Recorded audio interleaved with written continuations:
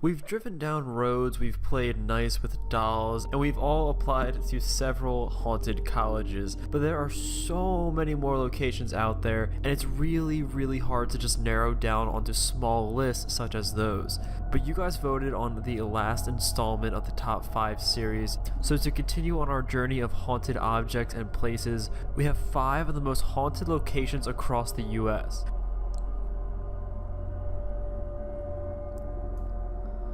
Built in 1771, Fort Mifflin is the country's only surviving Revolutionary War battlefield that still remains intact to this day. There's 14 restored buildings across the grounds and reportedly plenty of spirits from the past to go along with them. Among the ghosts said to haunt the fort is a screaming woman who cries out into the night. Sometimes reports come in of an individual screaming so loud that the local police are called in to investigate, although nothing can really be linked to these reports upon their arrival. Another specter included in this location's undead rogues gallery is that of a faceless man, one who is said to be seen to wander the fort, being spotted on multiple occasions by both visitors and location staff. Other spirits that have been spotted in the location would be that of a tour guide dressed in an old Revolutionary era garb. Numerous reports also claim that the spirits of a few children still wander the area, unsupervised, and Fort Mifflin even holds stories and reports of canine spirits, dogs or pets that may still be waiting for their owner's return from battle. The Moon River Brewery brought its beloved beer to the city of Savannah since 1999. However, the building stands as one of the oldest in town, dating back to 1821. In its original incarnation, the building was constructed as a city hotel, a high-end hotel with a very dark and violent history, with the epicenter being the Civil War. Men were killed in the hotel during heated skirmishes and scuffles on the location, including a Yankee who was beaten to death by locals in 1860. Visitors to the bar today have reported seeing bottles mysteriously flying through the air, and have witnessed guests being pushed, touched, and even slapped by unseen forces.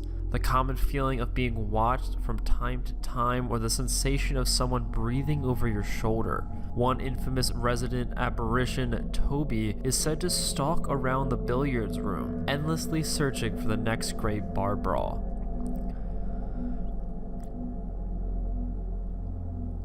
This house, located on 716 Defon Street, is a traditional French quarter, beautiful with classic wrought iron balconies overseeing the streets and a large courtyard to move around. However, in the 1800s, this residency was the house of horrors owned by the Sultan, a wealthy man with a depraved lifestyle, multiple wives and children, and a harem of women and young boys held against their will on the location. Neighbors often complained about the mysterious habits of this man, who would more often than not have over-the-top parties, opium binges, orgies, and the occasional torture.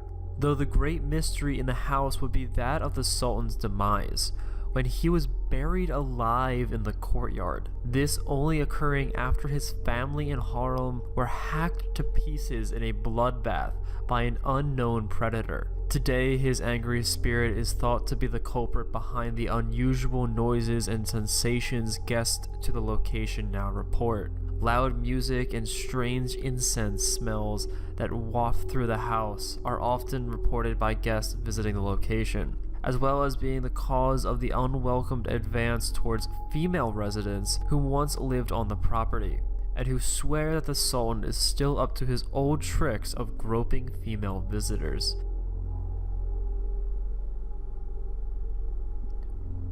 Connie Jo Henry has been the talk of the small town of Lake Charles since the 1940s, ever since she killed a man in cold blood. Just as notorious as the murder were her stunning good looks. This former prostitute charmed a gentleman in a pickup truck to give her a ride while she and a friend were walking along the highway en route to spring her true love from a Texas prison. This Good Samaritan, unaware of their plans, was eventually robbed and shot execution style by the duo later on in the trip. It took 3 trials for the jury to convict the wily Connie Jo to murder, as Connie Jo had charmed the courtroom and the jail staff and even divided the town over her presumed guilt. In 1942, the murderous beauty, otherwise known as Tiger Girl, would become the first woman in the state to die by the electric chair. Numerous reports have her spirit lingering in the courtyard to this day. Workers could swear they feel her presence in the building, they hear her screams, and even smell a disembodied scent of burned hair and skin. Many people believe that she also enjoys tinkering with the office equipment, locking the doors, and meddling with everyday office life in the courthouse, continuing to cause as much trouble as she was from beyond the grave.